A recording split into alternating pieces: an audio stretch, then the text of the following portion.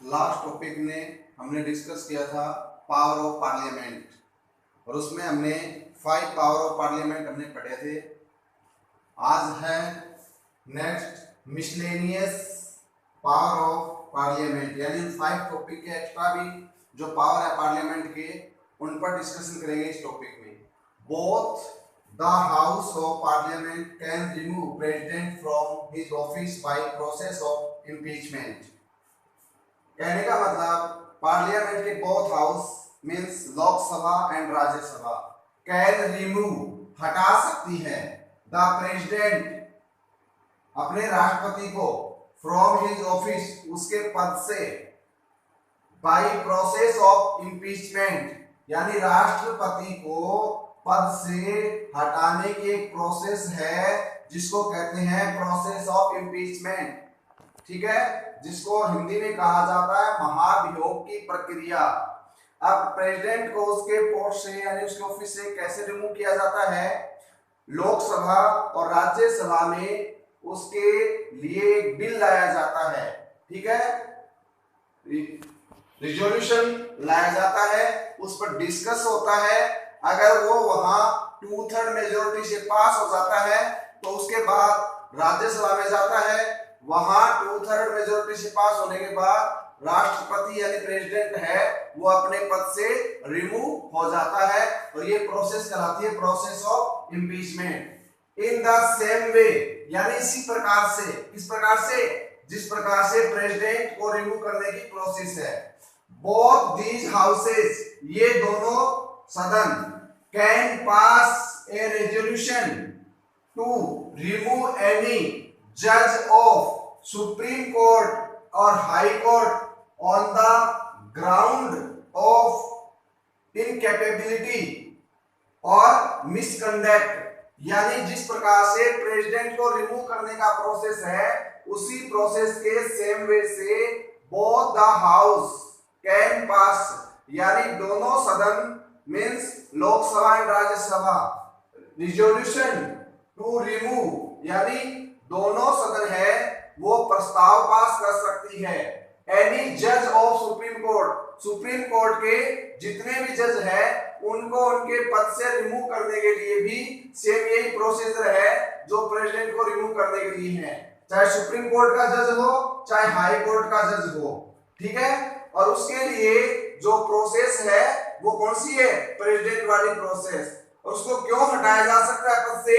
Incapability, यानी उनकी क्षमता का उन पर आरोप लगाकर, मिसकंडक्ट यानी उनके ऊपर दुर्व्यवहार का आरोप लगाकर उनको उनके पद से रिमूव किया जा सकता है। Next topic, this type of resolution should be passed by 2/3 majority in both respective house. ये कह रहा है this type of resolution should be passed, pass होना चाहिए by 2/3 majority both the respective house. 2/3 majority का मतलब मींस आप जानिए कि there are total member in Lok Sabha,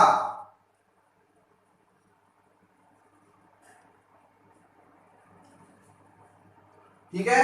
मान लिया हमने किसी भी हाउस में टोटल मेंबर कितने हैं? 235, इसका 2/3 काउंट करेंगे 1 यानी 230। इस प्रकार से 2/3 इसका काउंट करते हैं। तो पहले 2/3 मेजोरिटी से ये रेजोल्यूशन है पास होना चाहिए लोकसभा में, उसके बाद जाएगा राज्यसभा में, ठीक है, और राज्यसभा इसको पास कर देता है तो ये जाएगा प्रेसिडेंट ऑफ इंडिया के पास और प्रेसिडेंट ऑफ इंडिया इसके एक्सेप्टेंस दे देता है तो ये जज है इनको अपनी पोस्ट है वो छोड़नी पड़ेगी। Next, the resolution pass by the Rajya Sabha to remove the vice president should be agree upon by the Lok Sabha. अब ये कह रहा है जो वाइस प्रेसिडेंट ऑफ इंडिया है उसको अगर रिमूव करना है तो इसको रिमूव करने का जो रिजोल्यूशन है वो पहले आना चाहिए राज्यसभा में और राज्यसभा इसको 2/3 मेजोरिटी से पास कर देता है तो कहां जाएगा? लोकसभा में, और लोकसभा 2/3 मेजोरिटी से पास कर देता है तो वाइस प्रेसिडेंट है उसको अपना पद छोड़ना पड़ेगा। The implement declaration of emergency done by president, it is necessary to take permission of both houses the parliament within 1 month. सुनिए अब आपको पता है जब हमारे कंट्री में ऐसी कंडीशन अप्लाई हो जाए जिससे इमरजेंसी इंप्लीमेंट करना नेसेसरी हो जाए तो अपनी पार्लियामेंट है वो क्या करेगी, देश में इमरजेंसी अनाउंस कर सकती है।